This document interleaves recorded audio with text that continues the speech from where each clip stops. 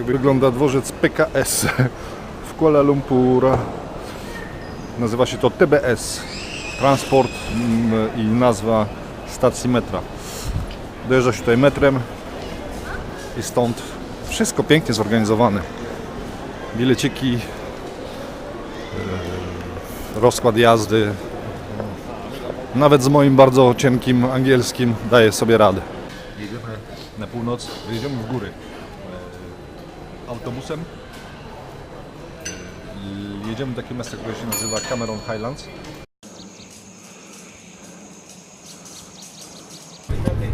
Nie widziałem takich autobusów jeszcze.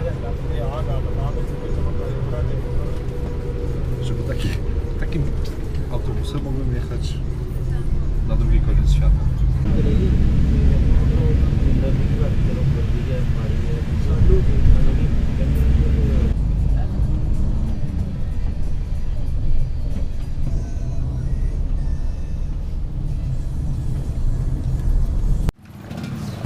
Dojechaliśmy w góry, jesteśmy... Dobra, będę mówił w pierwszej osobie. Dojechałem w góry, jestem w Cameron Highland, bo myślę o Was i dlatego mówię jesteśmy, bo Wy jesteście ze mną. Cameron Highland, 1500 metrów nad poziomem morza, słynie z herbacianych pól, no i ogólnie z górek, z dżungli. Już widziałem jakieś napisy typu trekking, te sprawy, a ja bardzo lubię te rzeczy, więc a tak w ogóle to tak to wygląda, więc zostajemy tutaj 2 dni czy 3 dni. Połazimy sobie po górach, a potem jedziemy na plażę. Jest ciepło, ale nie gorąco, jest fajnie. Wysokość po prostu. Turystycznie, czysto, bardzo czysto. Pewnie drogo, bo widzę fury takie grube tutaj, że ho ho ho. No nic, zwiedzamy. Witamy bardzo serdecznie z Cameron Highlands. Centralna Malezja, góry herbaciane. Idziemy w dżunglę. Lubię takie momenty, kiedy nie wiem, co się będzie działo. Po prostu idę. Idę do miasteczka. Przepraszam bardzo. Idę do miasteczka. Zobaczymy, albo jakiś autobusik, albo jakiś tuk-tuk, coś pozwiedzamy, coś połazimy, coś zjemy. O, to jest właśnie takie na luzik, bez żadnego programowania, bez żadnego myślenia. Rzucamy się na dziko po prostu. Jesteśmy wyposażeni, bo tu jest wcale nie jest gorąco. Jest jakieś, nie wiem, 20 stopni może, 17-20 stopni. Co 20 minut pada, potem to paruje i spada. Tak zwana mokra dżungla, czyli wet forest. Nie ciekawi Was, ile ten samochód ma lat? 3 dychy na pewno. Jeździ. Widzę tutaj dużo tych Toyotek starych. To też jeszcze jeździ. To też jeszcze jeździ. To też jeszcze jeździ. I to też jeszcze jeździ. Proszę bardzo. Wszystko lata 80. Wszystko jeździ. Może ten po środku nie. Ten jest zarejestrowany. Ten nie. Ten na pewno jeździ. Po oponach widzę, że jeździ. Źle zaparkowany. Japończyki. Nie do zdarcia. Wszystko na Toyocie. A tutaj ciekawostka. 8-kołowiec z napędem na 2 koła. Śmiałem się w Indiach, że zobaczyłem flagę komunistyczną. To nie może oznaczać nic innego. Więc jednak tutaj też są. Niestety. Próbujemy wbić się w dżunglę. O, tu chyba nie przejdę. Chyba będę musiał się wrócić. Gdzie ja tu wlazłem znowu? Dupa blada. Musimy zawracać. I włazimy do jakiegoś lasu. Udało mi się. Jak mi tu zaraz jakiś kurwa tygrys wyskoczy. Nie, na pewno nie. Może jakiś pająk albo wąż. Przydałoby się coś zobaczyć. No ale niestety do dżungli się nie da wejść. Zrobiłbym 30 metrów. Bez maczety. No 30 metrów. Z maczetą trochę dalej. Bez sensu. Idziemy dalej. Ścieżką udeptaną. Zobaczymy, gdzie ona nas zaprowadzi. W razie czego będziemy się wracać. Ale taki jest cel dzisiejszej wycieczki. Zgubić się. Chciało mi się dżungli. Kurwa.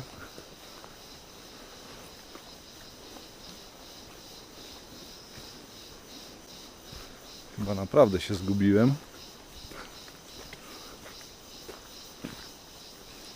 Dopóki jest ścieżka, to idę, ale coś mi tu nie pasuje.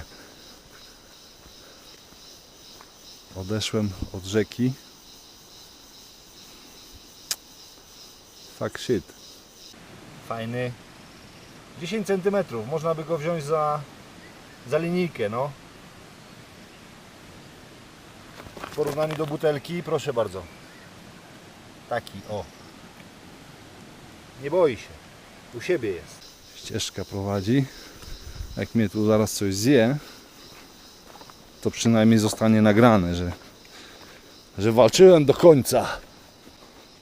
Nic mi się tutaj nie może stać. Wow, chyba że się przewrócę i sobie rozwalę ryj. Twarz, chciałem powiedzieć. A jak dojdę do jakiejś nielegalnej plantacji czegoś tam, to nazbieramy i będziemy zarobieni. Ała, coś mi wlazło do ucha. Ała, coś mi wlazło do ucha. Idziemy dalej. Chyba jednak nie ta droga. Coś mi tutaj nie pasuje.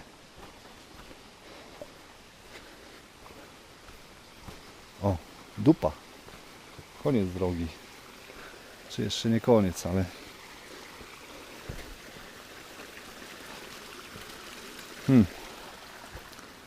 No, dupa. Chyba trzeba wracać.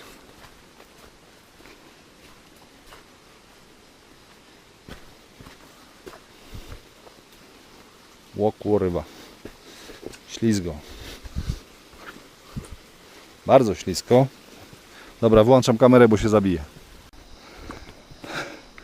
Już wiem, dokąd prowadziła ta ścieżka. Słyszycie te psy? Tam mieszka pustelnik.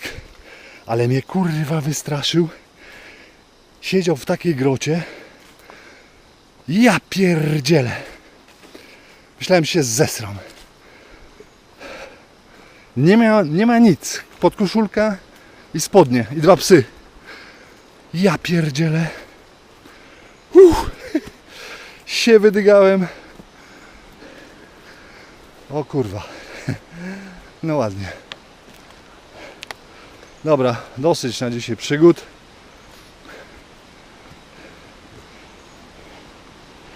Albo nie, idziemy jeszcze tu. Ale mnie dziadek wystraszył, no. Idziemy na dół. Tam szumi coś. Strumyk. Gdy szumi strumyk zwolna. Jak tu zejść? Dobra, na razie, cześć. Mało kiedy byłem taki wydygany jak teraz. Nie wiem, czy to są mrówki, czy to są pszczoły. Nie chcę wiedzieć, spierdzielam stąd. Dżungla to nie jest miejsce, gdzie można się bawić. Dosyć głęboko tutaj. Wylazłem z drugiej strony dżungli, tylko że jestem po drugiej stronie góry i teraz muszę wrócić przez drogę. Zachciało mi się zgubić, no super. Dziadek mnie wystraszył. Taki byłem wydygany w tej dżungli. Tam wszystko chcecie zjeść. Pająki, muchy, coś tam ci lata zawsze koło nosa. Nie jest to miłe uczucie. Cieszę się, że znalazłem asfalt i wracam. Nie wiem jak wrócę. Szukam jakiegoś stopa, coś pokombinujemy, żeby się dostać do miasteczka. Tak jak powiedział kiedyś Arkady Fiedler, w dżungli najpiękniejsze są 2 dni. Pierwszy, kiedy wchodzisz, i ostatni, kiedy wychodzisz. No, absolutnie się z tym zgadzam. Byłem sam i naprawdę byłem wydygany, bo łatwo się zgubić. Pseudo ścieżki takie, które niby prowadzą, idziesz i nagle ciach, nie ma nic. Ślisko, cholernie ślisko i stromo, bo ja byłem, nie wiem czy to widać, ale tam u góry, ja byłem tam i tam jest miasto, w którym mieszkam. A teraz muszę wrócić, haha, i to już jest gorzej. Ale, proszę bardzo, gospodarstwa rolne, pięknie, czyściutko, równiutko, zadbane wszystko. Te domy to nie są domy, to są baraki tylko chyba do przechowywania, tutaj nikt nie mieszka. Wracamy do cywilizacji. Nie złapaliśmy stopa. Pan nas zaprosił. Thank you so much. Dupę uratował, bo 2 godziny pod górę trzeba by było iść. Autobusów już nie ma. No. Ahoj przygodą. Jedziemy na wycieczkę, wkładamy misia w teczkę, a misiu fiku miku narobił w teczkę siku. Jedziemy na trekking, będziemy jeździć po górach, łazić. Bardzo dobrze, bo wczorajsze 22 km wlazły mi leciutko w nogi. Piękna pogoda, wreszcie w górach, ani jednej chmurki, co nie znaczy, że nie może nie padać. Ale mamy to szczęście, że znowu wylądowaliśmy w polach herbacianych. Troszeczkę inaczej to wygląda niż w Indiach. Ta herbata jest inna i chyba jest zbierana, bo patrzę właśnie, ale nie ma tych takich małych, widać, że jest wszystko pourywane. Czyli była zbierana niedawno. Jesteśmy dosyć wysoko, 1600. No i poznaliśmy też, mamy Polaków w grupie. Obiecuję, że już nigdy Wam nie pokażę więcej herbaty. Nie no, ładnie to wygląda. I proszę, rodacy.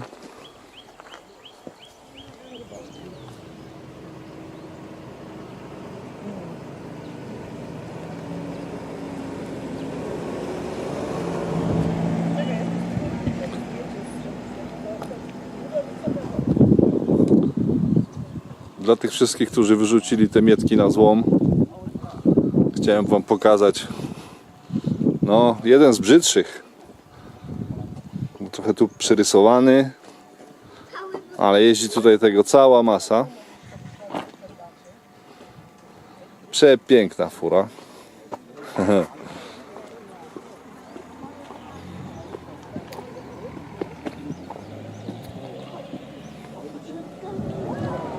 I wjeżdża na takie górki, że głowa mała.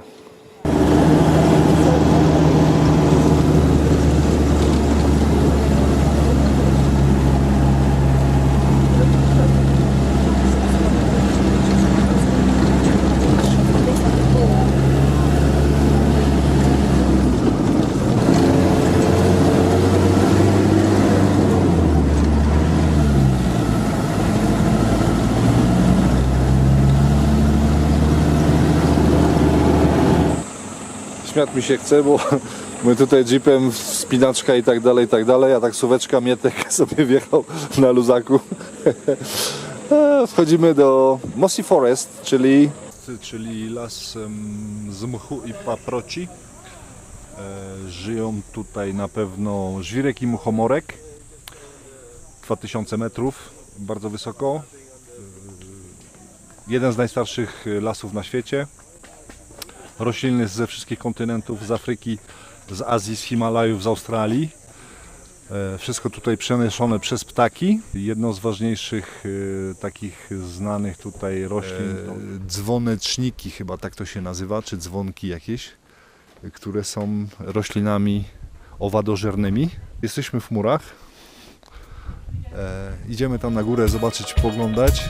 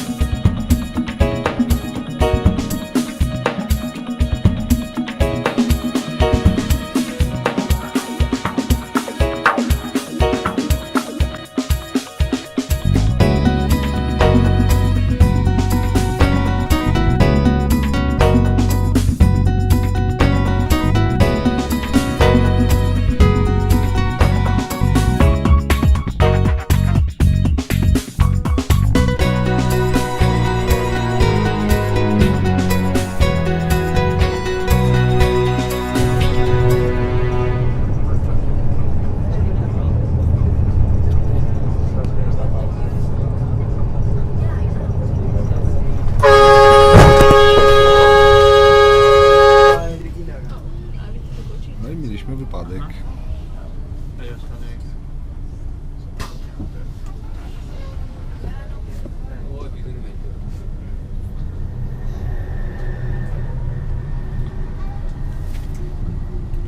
Nic groźnego, stłuczka. Nawet nie wysiadł z samochodu, pojechał dalej. Olał go totalnie.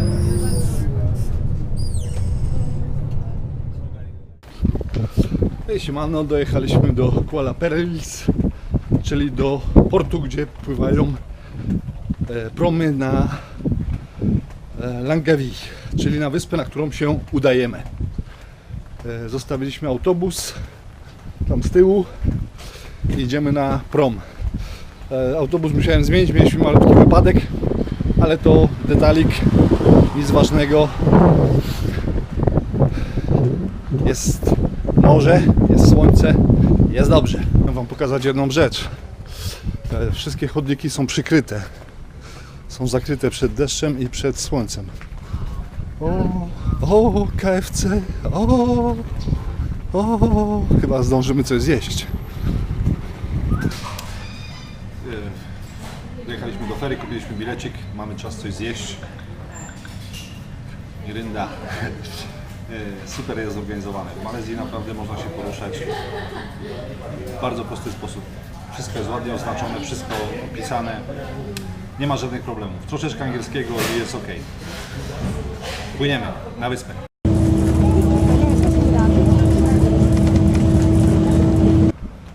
Dopłynąłem na wyspę Langkawi. Taka no niby stolica, największe miasto na tej wyspie to Kuala. Zatrzymałem się na jedną noc, bo już mi się nie chce jechać dalej. Cel jest przejechanie na drugą stronę wyspy. Jestem bardzo zdenerwowany za siebie, bo pomógł mi facet na lotnisku. Myślałem, że będzie chciał mnie walić w rogi. No, na bezczela coś mi tam próbuje sprzedawać i tak dalej. Mówi, że oczywiście, że zna hotel, że zamiezie, że ja mówię, nie, żeby mnie tylko zawiózł do centrum. Ja sobie hotel znajdę. Do 3 hoteli mnie zawiózł, w 2 nie było miejsca, w 3 znalazło się miejsce, bardzo tanio. Za piękny pokój z klimatyzacją, z telewizorem 100 zł i nie chciał ode mnie pieniędzy. I jest mi strasznie głupio, że to nasze podejście najpierw, może to jest dobre, ale po prostu jest mi głupio, że facet ode mnie nie chciał pieniędzy. Chciałbym mu dać chociaż dychę, a byłem już, mówię, nie no, wali mnie na wrogi, na bank. No właśnie, my, Europejczycy. Przykro. Idziemy kupić kolę.